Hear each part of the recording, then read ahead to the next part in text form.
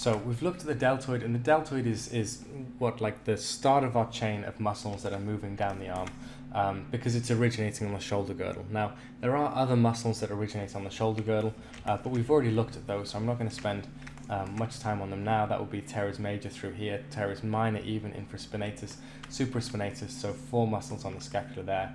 And we have the pectoralis that's grabbing hold of the clavicle through there. That's also going to the humerus. But we've looked at all of those when we're looking at the body. So what I want to do for the time being is just continue to work our way down the arm. And so let's start with the biceps. Why not? That's a pretty good muscle to start with. And it's a pretty surprising muscle as well, you know, because I don't know, I guess everyone thinks that they've got some affiliation with the biceps. Everyone kind of, you know, it's like if I say serratus, no one's going to know that if they haven't studied it, but most people know their biceps. So what I want to do is really point you to things that maybe you don't know or the things that you might miss. And in doing that, let me turn off my deltoid.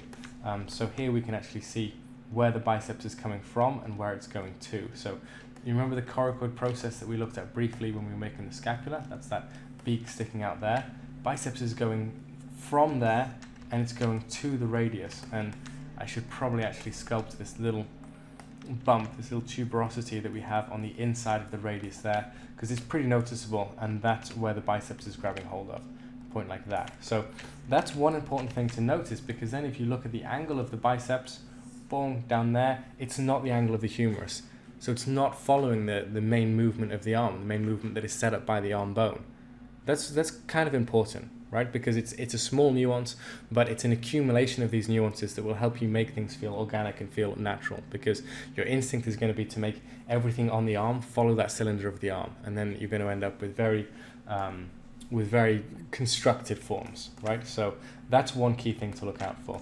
And then the next thing, as we're working from the front view, that I would look out for is how the muscle mass is longer on the inside than the outside. So the reason it's called biceps, let me just bump this up a bit. I feel like I'm making a bit of a thin biceps. I do have a tendency to do that for some reason.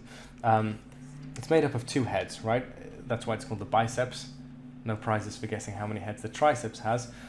So these would be the 2 heads. It's pretty rare that you're going to see the separation in those heads, to be honest. It's just not that visible in life. But that inside head coming down further than the one on the outside, that gives the biceps that angle, which you can definitely see in life pretty often, and is a rule that we will see a lot in muscles, right? They run down further on the medial side than they do on the lateral side. Not always, but nearly always. Now, if we come back to our humerus, you remember we notched in that thing there, that bicipital groove. So one of the heads of the biceps is coming up from there, right, runs through that groove and then goes over there to the coracoid process. The other one is coming around to the other side. Either which way, both heads of the biceps ultimately end up grabbing hold of the coracoid process. And I'm not going to worry about the tendons through here. If the arm is really stretched out, there is a chance that you'll see this kind of stuff in life, but it's pretty rare that you would see the biceps tendon at this end. So it's doing, well, in the most cheapest, hackiest way possible, it's doing something like that. The biceps actually looks nothing like that in that area, or not really, but that's the feeling of it, right? It's going to turn to tendon a little bit earlier than that.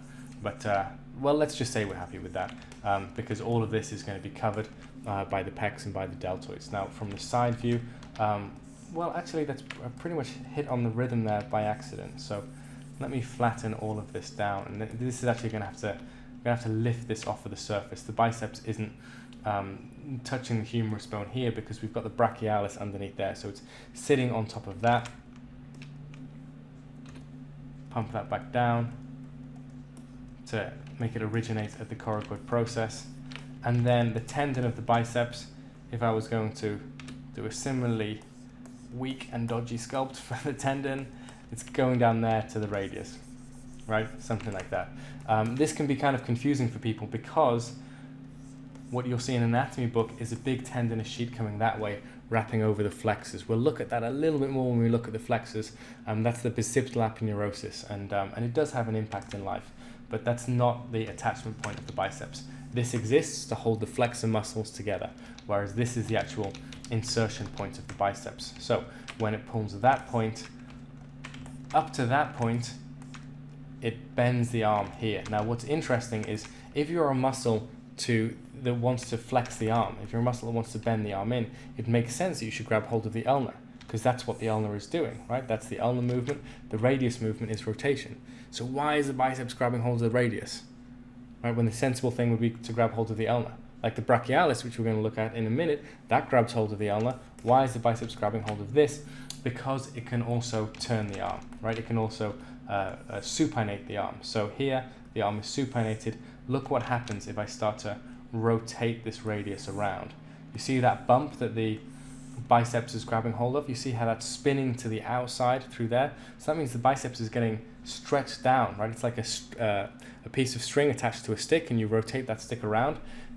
The string is going to get coiled around there. So as that happens, the biceps is going to get pulled down.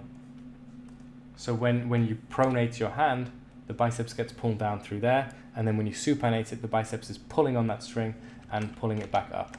And you can see that in life. Just take a look yourself and bend your arm at 90 degrees. It's going to be easy to see there.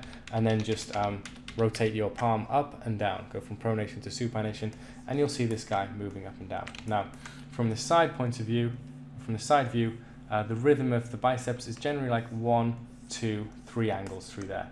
There is this interesting little nuance where that flatness is just broken by a little dip through there, which is caused by the brachialis pushing out underneath it. And sometimes you can see the tendon of the biceps through there. That varies on person to person.